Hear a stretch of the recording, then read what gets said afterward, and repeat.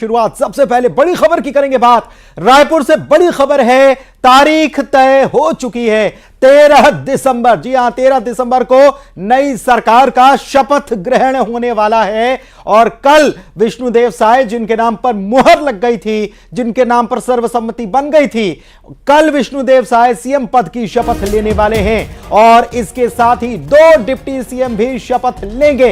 हालांकि नामों का ऐलान अभी नहीं हुआ है आधिकारिक तौर पर। साइंस कॉलेज मैदान में यह कार्यक्रम रखा जाएगा। शपथ ग्रहण की तैयारियां जोरों पर चल रही हैं। ये बड़ी खबर इस वक्त आपको बता रहे हैं, 13 तारीख तय हो चुकी है। 13 दिसंबर को शपथ ग्रहण हो सकता है। विष्णुदेव साय शपथ लेंगे, साथ ही 2 डिप्टी सीएम भी शपथ लेने वाले हैं। कुछ और मंत्री भी साथ में शपथ ले सकते हैं, यह बात कही जा रही है। यह बड़ी खबर इस वक्त आपको बता रहे हैं।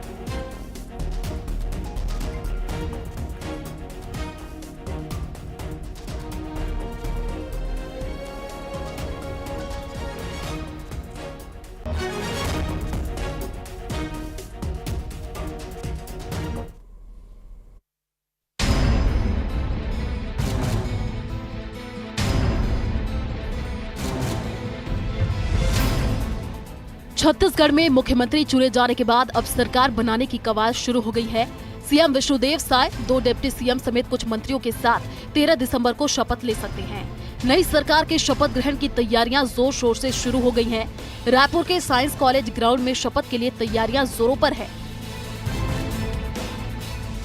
इस बीच नवनिर्वाचित मुख्यमंत्री विष्णुदेव साय रायपुर में राम मंदिर पहुंचे। सीएम चुने जाने के बाद वे पहली बार राम मंदिर पहुंचे। उन्होंने कार्यकर्ताओं के साथ रामलला का आशीर्वाद लिया और प्रदेश की तरक्की की प्रार्थना की।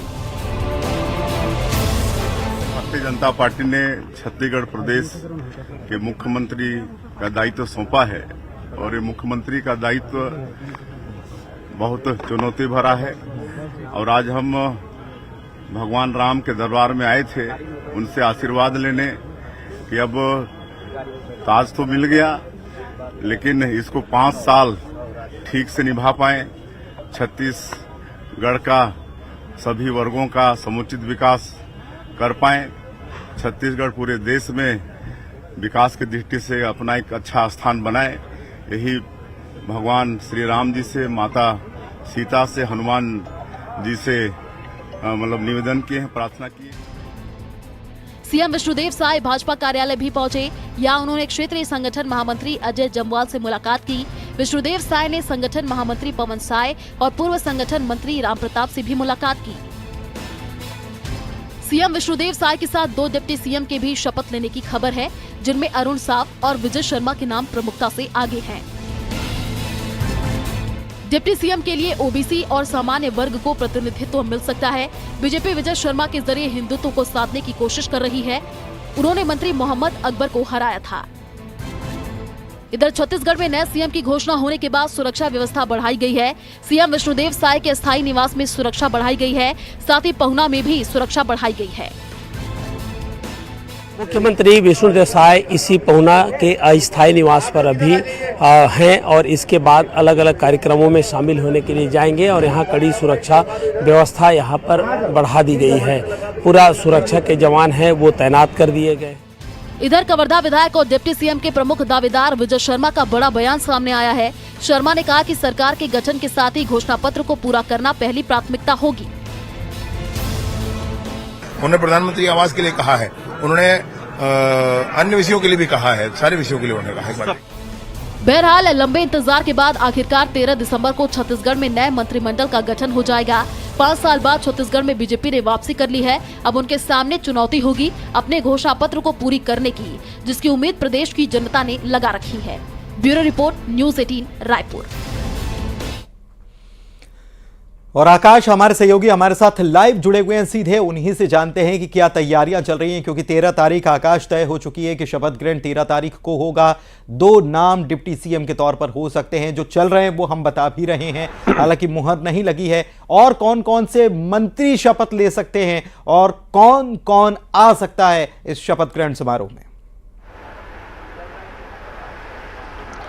जी बिल्कुल, देखिए 13 तारीख तय हो गया है शपथ ग्रहण समारोह। मुख्यमंत्री 13 तारीख को शपथ लेंगे। इसके लिए मुख्यमंत्री विष्णुदेव साय खुद नरेंद्र मोदी और अमित शाह को आमंत्रण देने के लिए जाने वाले हैं। कहा जा रहा है कि शपथ ग्रहण समारोह में नरेंद्र मोदी और अमित शाह भी यहां पर आ सकते हैं। इसके लिए पूरी तैयारियां भी कर ली गई है। साइंस कॉलेज मैदान में जो है वो शपथ ग्रहण समारोह होना है। कहा जा रहा है कि डिप्टी सीएम भी यहां पर शपथ ले सकते हैं। इसमें नाम जो आ रहा है वो प्रदेश अध्यक्ष अरुण साव का नाम सामने आ रहा है, विजय शर्मा का नाम सामने आ रहा है। हालांकि इसे लेकर किसी भी तरीके से अभी आधिकारिक पुष्टि नहीं हुई है, लेकिन जिस तरीके से चर्चा चल रही है डिप्टी सीएम भी छत्तीसगढ़ में बनाया जाना है, वो इसलिए भी है क्योंकि कहीं ना कहीं आदिवासी जब चेहरा सीएम के तौर पर दिया गया है तो इसके साथ ही अन्य वर्गों को भी साधना है। तो प्रदेश अध्यक्ष अरुण साव ओबीसी से आते हैं, तो कहीं ना कहीं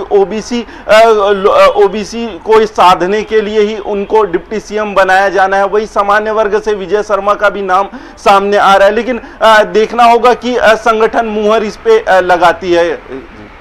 ठीक है, संगठन क्या मुहर लगाती है। एक चीज और आपसे समझना चाहेंगे, तैयारियां तो बहुत बड़े स्तर पर की जा रही होंगी क्योंकि प्रधानमंत्री ने खुद आम लोगों को आमंत्रित किया था मुख्यमंत्री के और नई सरकार के शपथ ग्रहण के लिए, तो बड़े स्तर पर तैयारियां हो रही होंगी।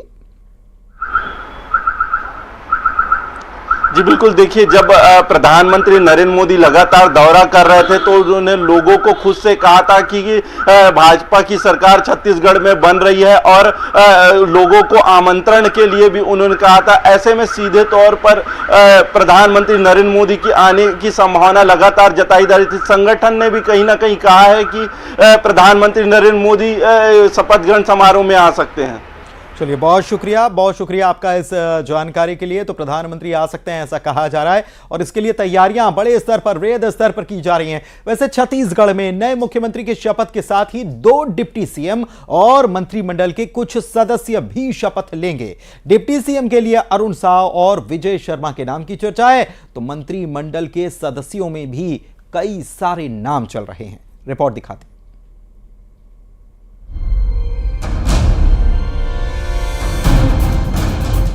साई सरकार में 2 डिप्टी सीएम होंगे जिनमें अरुण साव और विजय शर्मा के नाम शामिल हैं।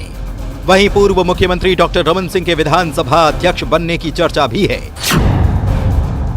रमन सिंह 1990 में पहली बार विधायक बने। 1999 में वे राजनांदगांव से सांसद बने और केंद्र सरकार में मंत्री भी रहे। इसके बाद साल 2003 से 2018 तक वो छत्तीसगढ़ के मुख्यमंत्री रहे। डिप्टी सीएम में 2 नामों की चर्चा है जिसमें अरुण साव और विजय शर्मा के नाम प्रमुख रूप से लिए जा रहे हैं।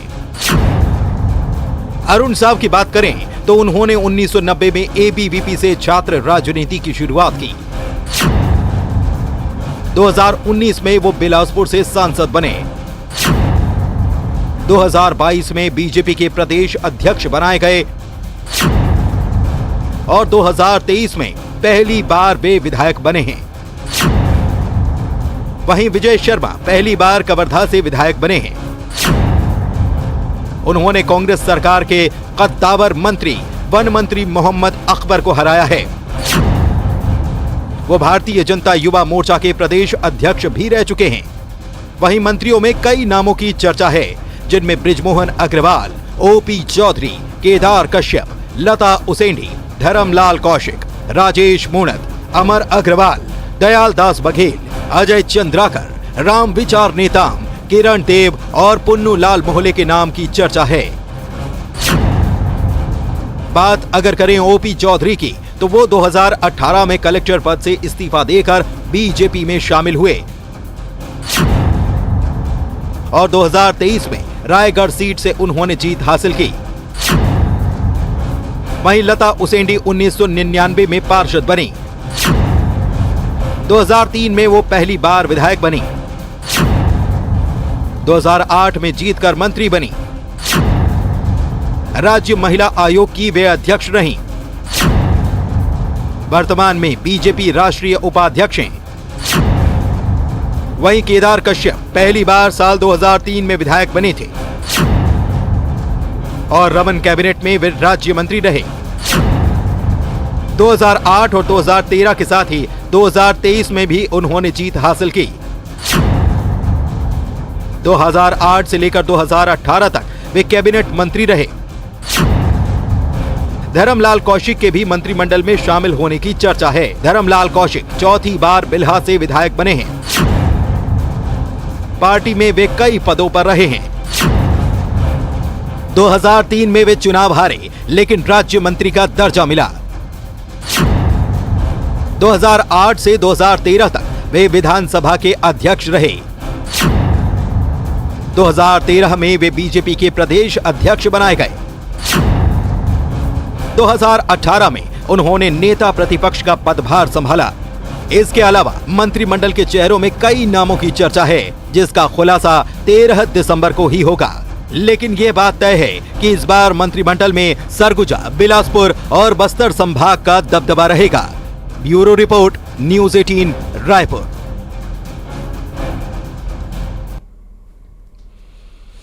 तो संभावित नाम तो आपको बता दिए। इधर एमपी में नए मुख्यमंत्री के ऐलान के बाद छत्तीसगढ़ के नए मुख्यमंत्री ने प्रतिक्रिया दी। उन्होंने पहले तो अनभिज्ञता व्यक्त की, लेकिन उसके बाद एमपी के नए मुख्यमंत्री मोहन यादव को बधाई भी दी। यादव जी को मुख्यमंत्री बनाया गया मध्य प्रदेश का। अच्छा, विधायक दल का नेता चुन लिए गए हैं क्या? क्या है हमारी जानकारी में ये अभी हुआ है क्या? चलिए, वो तो राष्ट्रीय नेतृत्व का मतलब निर्णय है और उसका स्वागत है। विधानसभा चुनाव में कांग्रेस की करारी हार के बाद अब कांग्रेस नेता हार की समीक्षा करने के बजाय एक दूसरे को हार के लिए जिम्मेदार बताने लगे हैं। पूर्व कांग्रेस विधायक बृहस्पत सिंह ने हार के लिए उप मुख्यमंत्री टीएस सिंहदेव और कांग्रेस प्रभारी कुमारी शैलजा पर गंभीर आरोप लगाए थे। बृहस्पत सिंह के बयान के आने के बाद अब अंबिकापुर में कांग्रेसी नेताओं ने बृहस्पत सिंह के खिलाफ मोर्चा खोल दिया है। उन्होंने बृहस्पत सिंह पर कांग्रेस के शीर्ष नेताओं पर अमर्यादित भाषा का इस्तेमाल करने का आरोप लगाया और हाईकमान से कड़ी कार्रवाई करने की मांग उठाई। मीडिया में इस तरह की बयानबाजी के लिए बृहस्पति जी पूर्व विधायक जी के माध्यम से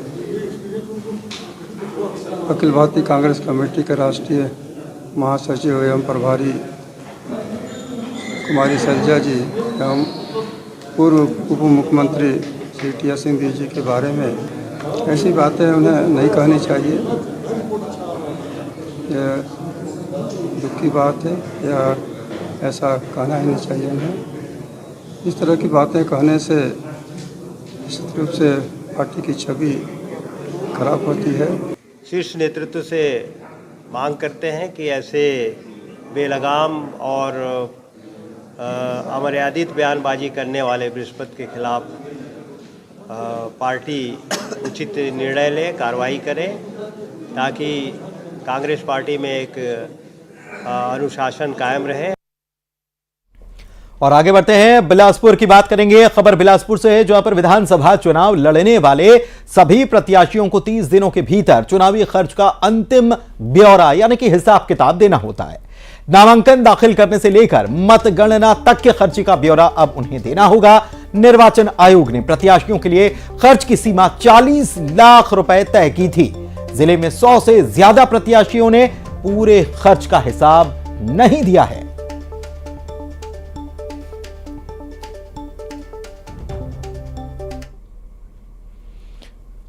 और बात बड़ी खबर की करते हैं। रायपुर से इस वक्त की बड़ी खबर आपको बता रहे हैं। आईपीएस जितेंद्र मीणा सीबीआई उप महानिरीक्षक बनाए गए हैं, जो कि छत्तीसगढ़ के कैडर के हैं। छत्तीसगढ़ कैडर के आईपीएस अधिकारी हैं जितेंद्र सिंह मीणा, और उन्हें सीबीआई उप महानिरीक्षक बना दिया गया है। केंद्र सरकार ने इसका आदेश जारी किया है।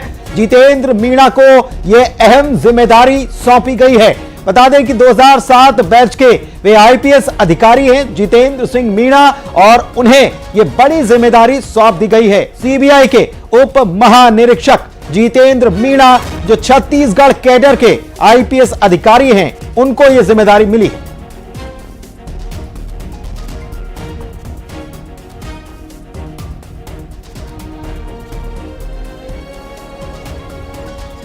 और चलिए खबरों में फिर से आगे बढ़ते हैं। और नई सरकार के आने के बाद लगातार बुलडोजर का एक्शन अब छत्तीसगढ़ में देखने को मिल रहा है। अतिक्रमण के खिलाफ लगातार अभियान चलाया जा रहा है। भिलाई की बात करें तो यहां पर अवैध कब्जों को गिराने का काम चल रहा है। अवैध कब्जों के खिलाफ नगर निगम का अभियान चल रहा है, जहां पर नंदनी रोड पर अतिक्रमण हटाया गया। इस दौरान निगम के अधिकारी और पुलिस बल भी मौके पर मौजूद रहा।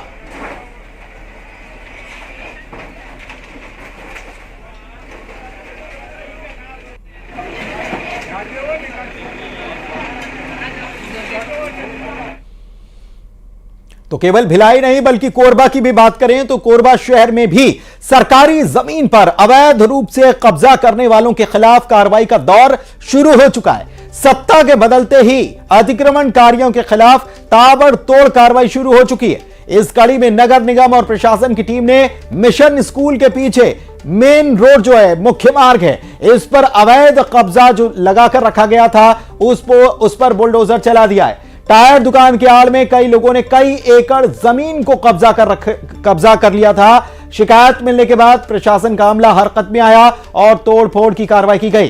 कार्रवाई के दौरान प्रशासन की टीम के साथ बेजा कब्जाधारियों के साथ विवाद की स्थिति भी बन गई थी, लेकिन बाद में स्थिति सामान्य हो गई।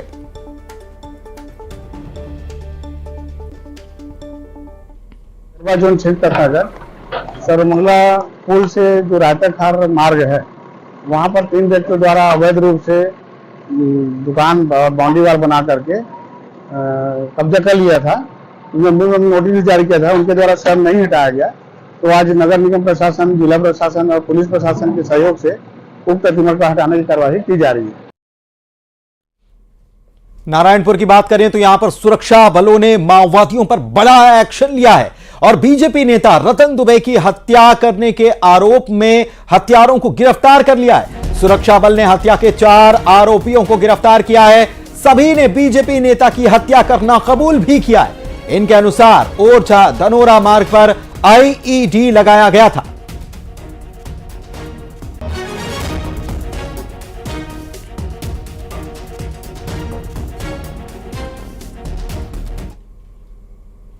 तो इन्होंने हत्या करने की बात कबूल की है। उधर सुकमा से भी खबर आई है, जहां पर आईईडी का ब्लास्ट हुआ है और यहां पर 2 सीआरपीएफ के जवान इस ब्लास्ट की चपेट में आ गए, जख्मी बताए जा रहे हैं। दरअसल सुरक्षा बलों को नुकसान पहुंचाने की नीयत से नक्सली इसी प्रकार की साजिश रचते हैं और आईईडी प्लांट कर दिया जाता है। इलाके में अब सर्च ऑपरेशन चल रहा है। सुकमा जिले के सालातोंग के पास प्रेशर आईईडी की चपेट में आने से सोमवार को सीआरपीएफ के 2 जवान जख्मी हुए। दोनों जवानों को प्राइमरी ट्रीटमेंट के बाद एयरलिफ्ट करने की तैयारी है।